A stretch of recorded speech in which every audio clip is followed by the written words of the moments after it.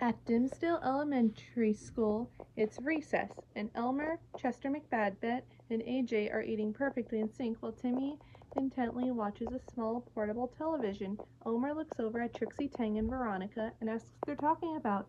After hearing the two popular girls talking a few blah blah blahs, AJ simply responds he doesn't speak girl.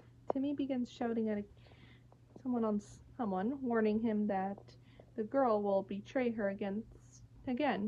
Elmer asks if he's watching a girly soap opera, to which Timmy replies that there is plenty of action on the show as well, which immediately revealed to be a blatant lie, with the show's title, The Kissy Kissy Goo Goo Romance Hour. Timmy only weakly remarks that he likes the writing. Trixie begins asking on the playground something which the boys only hear as blah blah until AJ translates with a geek to girl translator. She's asking who didn't get invited to her birthday party. The boys raise their hands. Trixie responds by saying that's everybody who's anybody. Timmy, however, goes up to Trixie and says something which Trixie hears as blah blah blah, except for three words, really great gift. This has the intended effect. Trixie gives Timmy and his friends invitations, telling him not to forget the gift. Once she leaves, he tells the others that he plans to get Trixie a gift, so she never forgets his name again. Kissy Kissy Goo Goo comes on again, prompting Timmy to run off. Later, back in his room, Timmy goes through his things, looking for a gift while Cosmo and Wanda watch. After a stink bomb and dead frog fail, Wanda tells him that he needs to think like a girl, which Cosmo follows up by suggesting that if Timmy was a girl, he could think like one. Both boys laugh uproariously and at the suggestion, with Timmy saying, yeah, right, like I never wish I was a girl. This angers Wanda, who promptly zaps him with her wand. Doing just that, a screen of flowers appears with the butterfly passing by, causing Cosmo to clench his teeth.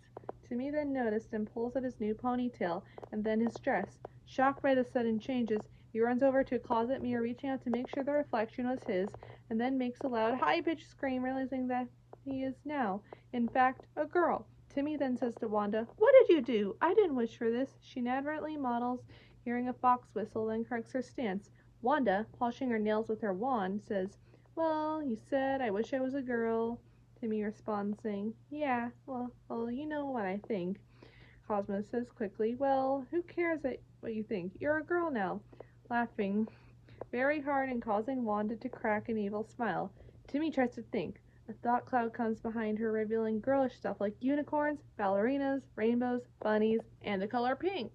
A sudden realization dawns on her, and Timmy says, hey, now that I think like a girl, I can totally use my girl brain to think up the perfect gift for Trixie. Cosmo agrees, sarcastically saying, wow, that's a great idea, little girly, twirling while he's doing so. Wanda opens the door for Timmy and says, can I get the door for you, ma'am? And at this, Cosmo and Wanda laugh. Timmy, with a glare, says, no, I'm going to the mall to find something for Trixie would like, but just so you two can have a laugh while I'm gone. I wish you were a woman and you were a man, saying it to Cosmo and Wanda respectively.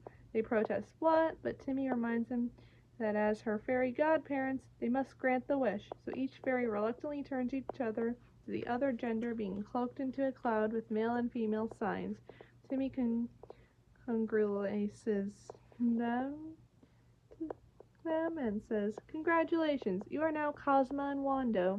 Cosmo responds saying, oh my gosh, how do I suddenly know which boy bands rock out loud? And Wanda says, I don't know, Lamb, I'm tempted to scratch myself and not care who sees.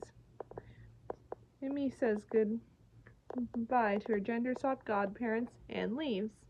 At the mall, Timmy appears walking like a ballerina. She starts to say to herself, think like a girl, saying it over twice. She then notices a comic store, asking herself, do I still like comics? She then thinks it's okay because it included muscular guys in spandex fighting crime. With a quick cool, she heads over to it. As Chester and AJ watch from a distance, Chester is questioning why a girl is entering a comic shop. AJ is eluded as well, but it decides she is so cute he will stare at her until she is so uncomfortable she has to talk to him. He falls struck as Chester screams as if AJ is dying, and back to Timmy.